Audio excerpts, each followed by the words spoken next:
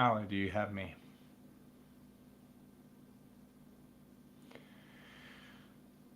All right. So let's try this again. Let's try and share the screen.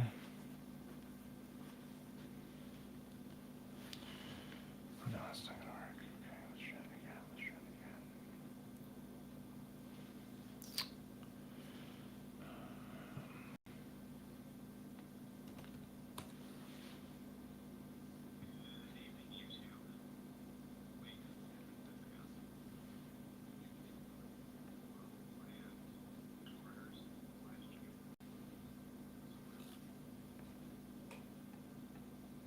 All right, so I'm trying to pull, for anybody who's somehow out there in the ether, I'm trying to pull up my blog's post draft. I'm going to try and share it on my screen. That's what all this was about. I'm going to try and share that window. Let's say share. Oh, did that work? Can't tell. There it goes. It's sharing. All right, sweet. This is what I'm talking about. All right, so that's why I restarted. Thank you for your patience for anybody who bore along or followed the after the fact. And now I'm just experimenting with different layouts because this is a fouling shot. Yeah, let's do it this way. Yeah, that's the one. Okay. No, that's terrible. Okay. False. Try again. No, too small.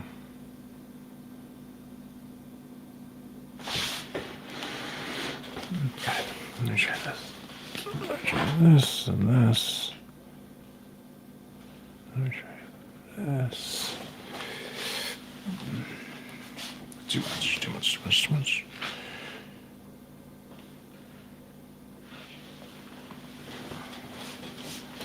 Okay, that's better. Okay.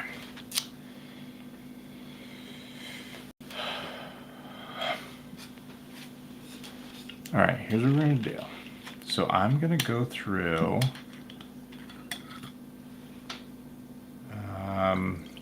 this draft response. Also, oh, that's the other thing. I gotta share. Got a graphic I'm developing. So let me pull that up.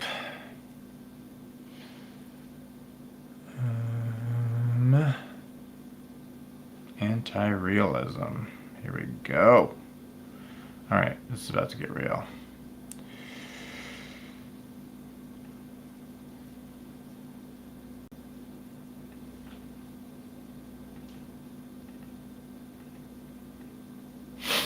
Okay. So, why must a homemaker embrace realism? Part 2. So, as I say in this post, in the previous post, I responded to Lance Independent's arguments from the starting point of Mr. Homemaker podcast and YouTube episodes. Essentially, for anyone who has agreed in broad terms with the intellectual approach and conclusions that I have shared up to this point, you should simply ignore Lance Independent and spare yourself the wasted time and the risks of descending into confusion and despair by reading the rest of this post.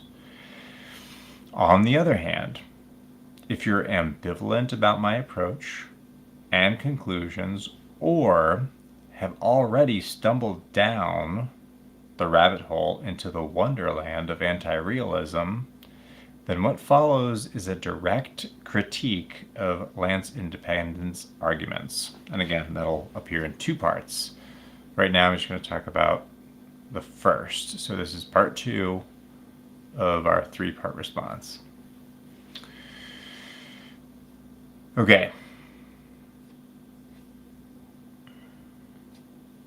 At this point, I'm actually just going to switch to the visual aid. Oh, I'm sorry, I had my camera off. At this point, I'm just going to switch to the visual aid of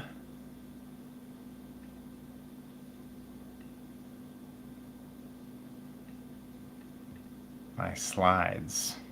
Okay, let me talk you through this. This is actually really going to get really good. This is going to be really, really, really good. I got to change my layout though. Share. A little technical challenge. We're going to get real good. Turn that on. There we go. I kind of hate the layout options.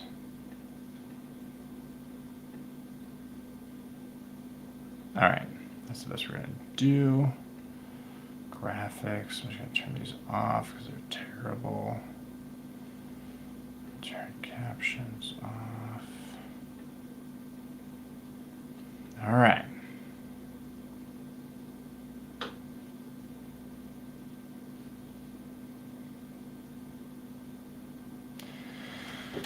All right. So, now let me talk you through this.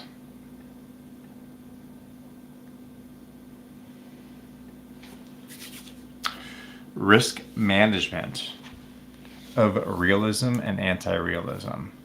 So in the field of risk management, there are two axes to evaluate a risk. One is, what is the probability of a risk? And the other is, what is the impact of that risk? So some things are very high probability, like getting a cut on your finger. Very low impact. So those are low risk, even though they're high probability. Other risks are low probability but incredibly high impact, like a comet obliterating all life on Earth. Even though that impact is enormous, catastrophic, it is extremely high, the probability is extremely low. So as a product of those two variables, you can still say that's a low risk. And then there's a lot of mushy middle. And what we're going to drill into here is we're going to ask for any choice I might make, what would the consequences be across a range of possible actual outcomes? So if we look at the truth across the top, it's sort of like if we imagine that's behind a curtain, and there are three options. That the truth of morality is realism. Truth, moral realism is correct. That's one truth option. Another truth option is, on the other end, agent relativism. And that position would essentially be that the morality of each decision that is made, it can only validly be appraised from the position of the agent. Only the person performing the action can validly evaluate the morality of their decisions. And then in between those two is something called appraiser relativism, which is what Lance Independent, that's not his explicitly stated position, but in defense of anti-realism, in response to Pat Flynn from Philosophy for the People, his criticism was that Pat Flynn had failed to account for appraiser relativism and that his criticisms only applied to agent relativism. So while he doesn't say that he is in favor of appraiser relativism, by process of elimination, he seems to think that that is the most viable option, since he's an anti-realist, but also eschews the position of agent relativism.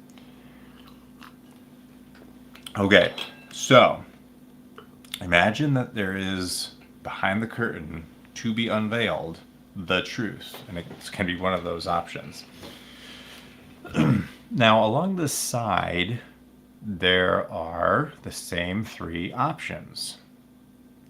And as a risk management, or you could say this as a game theory proposition, you have to choose a strategy. You have to choose what paradigm to employ as you perceive and engage with the world? Are you going to approach the world from the perspective of realism, agent relativism, or appraiser relativism? Now at this point, I'm going to quick switch screens to check in. Okay. I'm going to check my camera. Going to make a quick adjustment and then we're going to move on. Okay.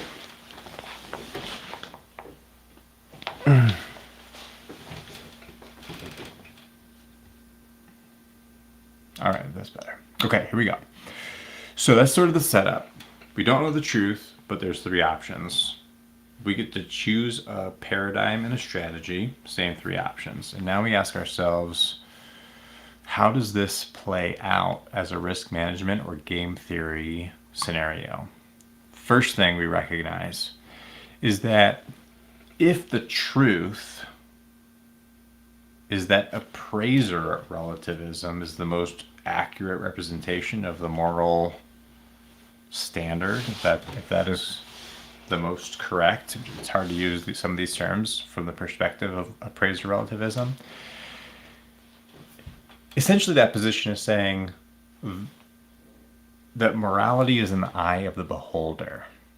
That's what appraiser relativism means.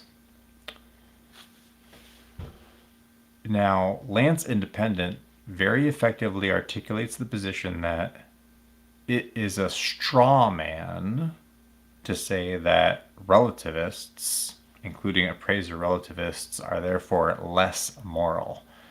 He's correct in pointing out that appraiser relativists are free within their own philosophical paradigm to be just as moral as moral realists, because they can choose to adopt the same moral standards that moral realists hold. But from the perspective of the truth, if appraiser relativism is correct, then an anti-realist and a realist, or within anti-realism, agent relativists and appraiser relativists, honestly, all of them are on the same playing field. Because if there is not a objective moral reality, if realism is false, if appraiser relativism is true, then even within that worldview, a realist, a moral realist, somebody who subscribes to that paradigm and strategy, they're not wrong. There is no wrong.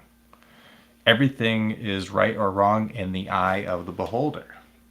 And so the first point of this demonstration is that if the truth is appraiser relativism is true, then really no matter what paradigm or strategy you subscribe to, that's fine. Okay. Now the second point is that suppose agent relativism is true. Now, what is agent relativism? Agent relativism is to say each agent, each moral agent, each, let's just say moral agent, it's up to them to determine their own moral standard. And only their action, their decisions and actions can only soundly, validly be judged on their own moral standard. So if I have a moral standard and I deviate from it, I fail to live up to my moral standard, then I can rightly be judged. But if I have moral standard A and you have moral standard B, if I live up to my moral standard, but that deviates from your moral standard, then under agent relativism, you have no basis upon which to cast judgment on my decisions or actions. Because under agent relativism, not only is morality based on the eye of the beholder, like appraiser relativism, but there's also an explicit or implicit normative imperative for us to not interfere with one another. So we can have different moral standards, and we have to acknowledge, we have to restrain ourselves from imposing our view on another. So if something you find abhorrent, something immoral, I find moral, then under agent relativism, you have no basis upon which to impose your standard upon me. That's agent relativism, which Pat Flynn criticized, which is how Lance Independent found himself articulating this criticism. So suppose agent relativism is true. Suppose that morality is in the eye of the beholder, and given that fact, we all have an obligation, or at least should observe a certain kind of humility and restraint to let others determine and follow through on their own moral standards. If that is true, if agent relativism is true, then both realism and appraiser relativism are bad. Now, why are they both bad? Well, let's say that morality is relative and other people ought not judge you and your morality. If that's the truth, then somebody else out there who tries to say, no, there's one objective moral truth, and I'm going to subject you to that moral standard. Well, that moral realists, they are out of line. They're violating a right I have to determine and exercise my own moral agency. So if agent relativism is true, then moral realists are doing something bad because they're unjustly imposing their morality on me. Similarly, if agent relativism is true, then appraiser relativists, and again, Lance Independent does not assume the mantle, take on the charge of being or defending appraiser relativism, but he sort of implicitly defends it. His defense of appraiser relativism would be, it's perfectly rational for somebody to say, no, I don't think there's any objective moral truth, but I still feel empowered, I feel license to judge others on my standard. So unlike an agent relativist, he would say, I feel no prohibition or constraint on judging and interfering with the moral decisions and actions of other people, because I, as an appraiser relativist, judge them based on my standard. So the main difference in this scenario between an appraiser relativist and a moral realist is, by way of shortcut, Lance Independent would say that he, just like a moral realist, will judge a relativist. But in the case of a realist, they would say, well, I'm judging them based on an objective, independent, third-party, stance-independent position. And Lance Independent would say, no, I don't believe in that, but I'm still judging them based on my position. In any case, so if agent relativism is the truth, then both Lance Independent style appraiser relativists and moral realists are doing something wrong. So let me pause there for a brief moment, check my level.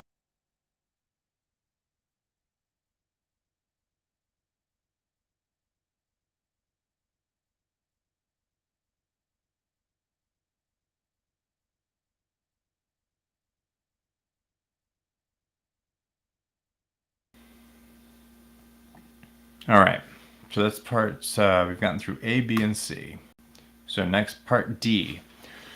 Okay, so now we consider what if the truth is that moral realism is correct? What if it were the truth that there are objective moral facts that are stance independent? Well, in that case, obviously, agent relativism is false. It's bad, right? It is a bad thing to say that each of us gets to discern or develop our own moral standard. That's false. And it's will obviously lead to many people developing and following a moral standard that is incorrect, because there is one correct objective moral standard under realism. So I think that's pretty straightforward. I think what's also pretty straightforward is that under if the truth is moral realism is correct, then adopting a paradigm, a strategy for life that moral realism is correct, that's the best possible outcome. You've adopted a moral realist strategy, a moral realist paradigm, and it turns out that moral realism is objectively true. That is correct. That is the stance independent standard. So that's the best possible outcome.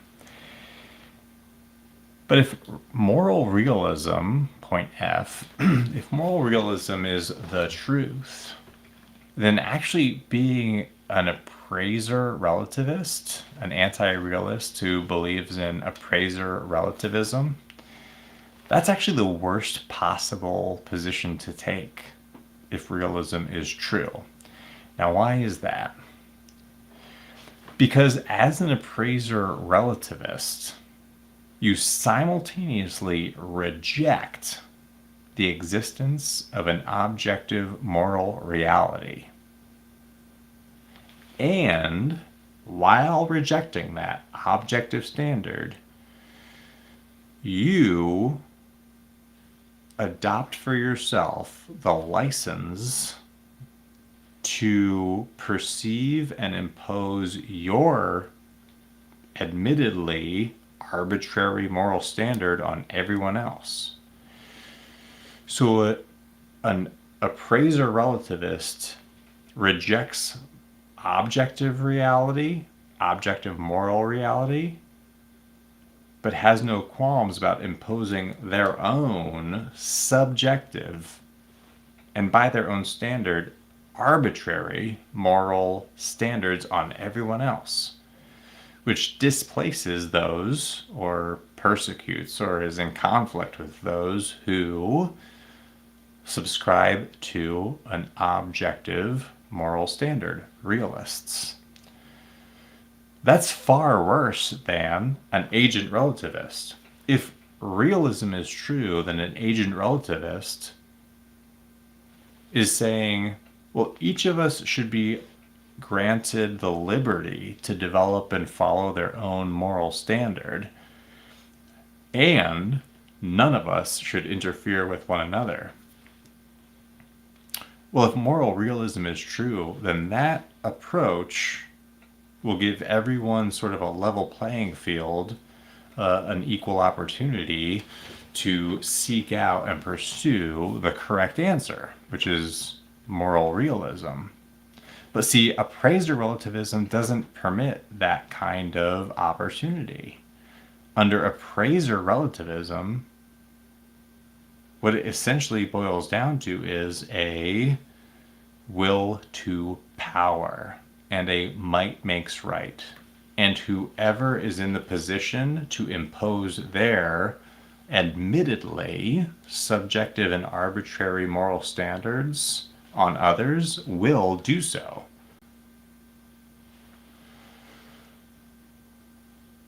So if the truth is that there is an objective moral standard, if morality is real, then appraiser relativism is the worst position to hold.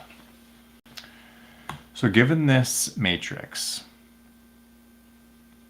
if we don't know what the truth is, if we are uncertain of the truth,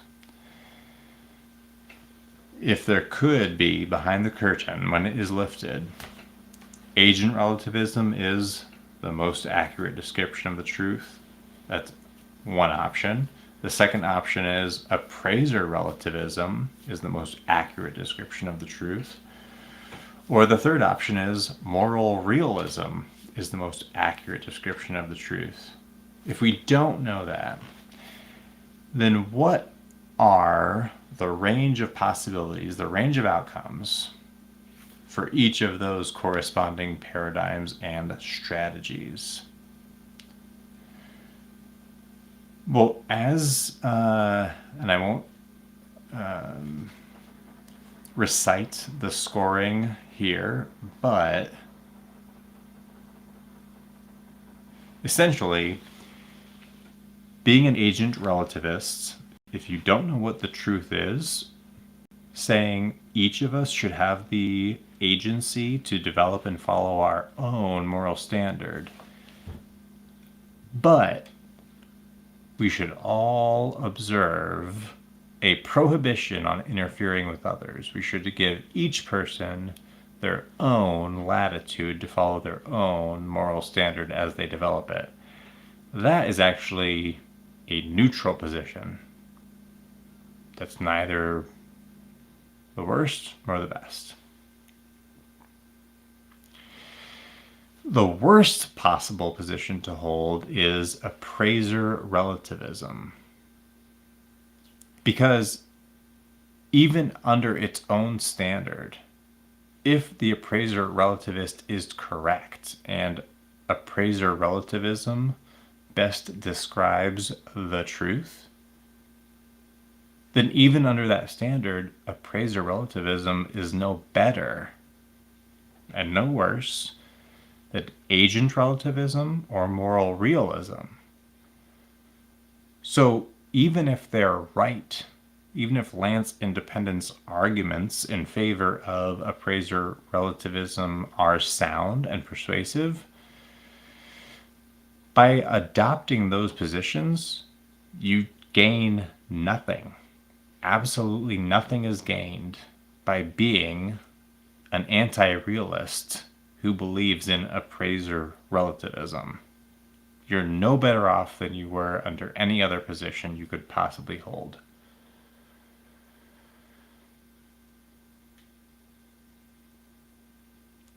Now, you could misstep slightly if agent relativism is right, as an appraiser realist or relativist.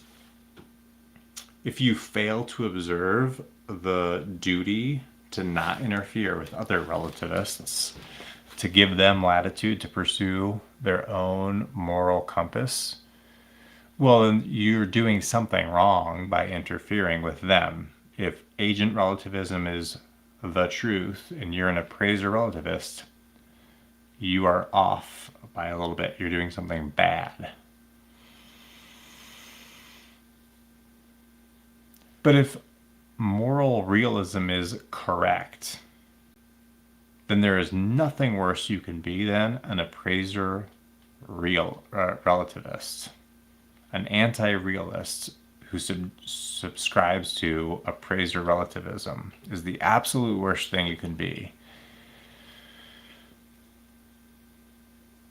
So, by averages, if you, in the blind, had to choose between agent relativism and appraiser relativism as a strategy, a paradigm for life, not knowing what was behind the curtain, what the truth held, it is a far worse risk management, a far worse game theory strategy to adopt appraiser relativism.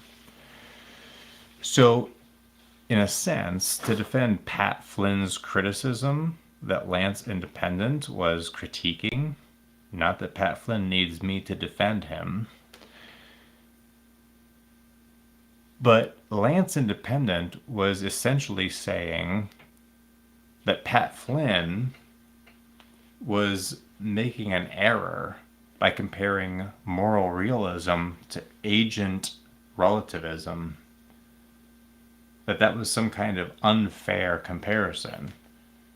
But what this shows is that Pat Flynn was actually making a very gracious and generous comparison, because appraiser relativism is far worse than agent relativism.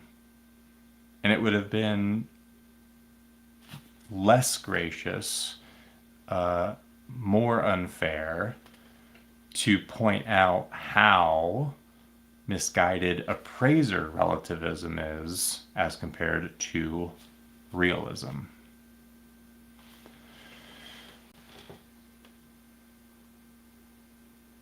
Now, finally, let's consider the position of moral realism. If we don't know what's behind the curtain, what is the truth? And we adopt a paradigm or a strategy of moral realism, well, then if agent relativism is true, that's the truth. The truth is that each moral agent can and should develop and follow their own moral compass without interference from other moral agents. Then moral realists are doing something wrong. They're doing something bad, because they are unjustly telling another person that they should submit themselves to a different moral standard. So that's, if agent relativism is the truth, then realism is doing something wrong. As I've already said, if appraiser relativism is the truth, then moral realists aren't doing anything wrong. Because, as a moral realist, they can judge other people's choices and actions like an anti-realist appraiser relativist can judge other people's decisions and actions. They are on the same moral and philosophical footing. So both appraiser relativism and realism are on the same footing if agent relativism is true and if appraiser relativism is true. So under both anti-realist positions, there is nothing superior, nothing better. You're no better off adopting an appraiser relativist position, even if you think anti-realism is correct. That gains you nothing compared to the moral realist. But if moral realism is true, if there are objective moral facts, then only the moral realist is on solid footing. And there is no equivocation that can be made on the part of an anti-realist between agent relativism and appraiser relativism, because while the agent relativist is doing something wrong, they are mistaken, they are in error by asserting that each moral agent can and should develop and follow their own moral standard. That is an error. They ought not. Instead, if I were rebutting or engaging with the agent relativists on a landscape where we acknowledge, no, moral realism is objectively true, we can see that the curtain has been lifted. The agent relativist would have to acknowledge and admit the moral agent cannot develop their own moral standard. The moral agent must discern, accept, adopt, and conform to an objective moral standard. The appraiser relativist is even worse than that under a moral realism, because the appraiser relativist's position is not only can I develop and follow my own moral standard, but I grant myself license to judge and interfere with others and coerce them, impose upon them my moral standard. Not only can I misguide myself, but as an appraiser relativist, I feel the license to compulsorily misguide others. So, under all circumstances, relativism loses out to realism. And under all circumstances, appraiser relativism loses out the most. So while Lance Independent's critique of Pat Flynn's appearance on the Mr. Homemaker podcast was that he had failed to account for the appraiser relativist position, what I hope I have shown here is that Pat Flynn had actually rebutted the strongest anti-realist position, and that Lance Independent's arguments against realism, his anti-realist apologetics, when you trace them down the rabbit hole, it shows that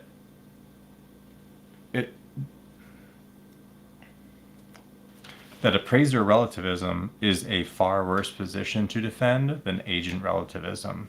And so this entire exercise, as it is, as I have and will argue in my response to Lance Independent, that the entire anti-realist apologetics game is, within academic circles, pure rhetoric,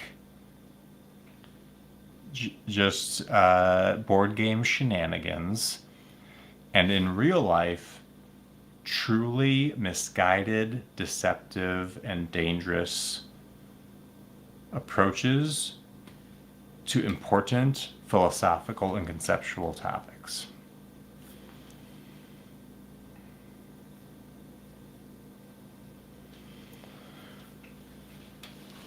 I look forward to follow-on discussions with Scientific Skeptic about this, and Pat Flynn from Philosophy for the People. And I look forward, I hope, to a real-time dialogue with Lance Independent. But for now, I will bid you all a fair adieu, and please visit back to the Being Mr. Homemaker YouTube channel, community tab, and the blog for the full-length part 2 response and part 3 to come. Good night.